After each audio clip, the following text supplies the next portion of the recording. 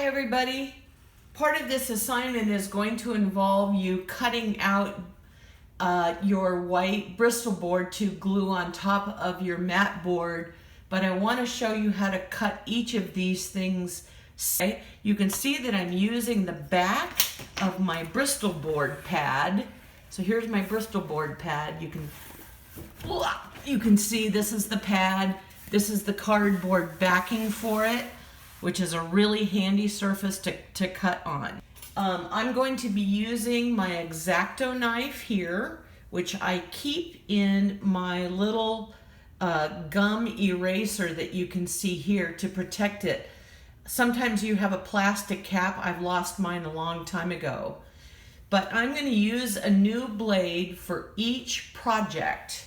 And the way that you take your blade out is you unscrew this and then push down on it, and this pops out. And when I go to replace my blades, I purchased this little 15 pack of blades, and the blade would go in this trash can here, and then I would pull a new one out. But since this blade is brand new, I'm not going to do that. But that's how that works. So I'm putting my blade back in, and I'm twisting it really tightly to make sure that it's cut. So the first thing I want to show you is I am going to cut out a 4-inch square so that I will have a template upon which to make my selection of my 6 words. So what I want to do is I have already used my right triangle and I have measured everything out.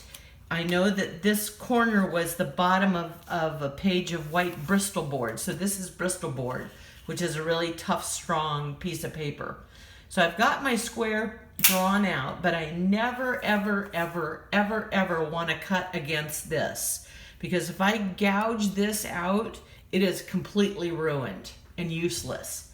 So whenever I cut, I always cut against my ruler. And what I'm going to do is I'm going to put my ruler down, and then I'm going to start just above this top line here, and I am going to very slowly, without much pressure because this is so sharp, I'm going to cut slightly above that line and slightly below. Now you'll notice it might take a couple of times for me to do this to get through the paper, and I'm not wobbling my hand back and forth, and I'm keeping the blade at about that angle. I'm not lifting up too high, I'm not cutting too low. The other most important thing, and I'll show you, is I always keep my eyes on the ruler, on the paper while I'm doing this. I never look up and start talking. I never do anything. I'm focusing on this specifically. A couple of other handy things that I want to share with you. I don't know if you can see this 4 stitches I have in my hand right here, but that's because I looked up and I went and I sliced myself. I also used to have really long hair, and I was leaning over cutting one day and I had my hair loose. I didn't have it tied back, and I cut off about 6 inches of my hair. And I also have a really nice gouge in my upper thigh because what happened was I was cutting like this, and I'm left-handed, and I was standing on this side of my ruler, and I slipped and the knife went into my thigh. This was on a lower table. So now whenever I cut, I make sure that I'm standing on this side and that my ruler is protecting me from my knife if I slipped. So that's a really, really good way to do it. So I've cut that edge, and now I'm trying to line this up. My camera, I have to readjust every time. And now I'm going to cut this edge, and I go a little over and a little over, and I do that twice. And then I'm going to do this guy. I see there's a reflection, so I hope you can see this because of the metal ruler. I'm never ever going to cut against my plastic, ever.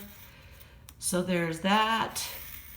You just have to be patient. This is quite time consuming, but it's worth learning how to do it safely and how to do it well and how to cut really straight lines for presentations, because if you plan on being any kind of a commercial artist or an artist in the future, having really good hand skills and mounting your stuff properly is really, really going to be important. So I've cut out this square.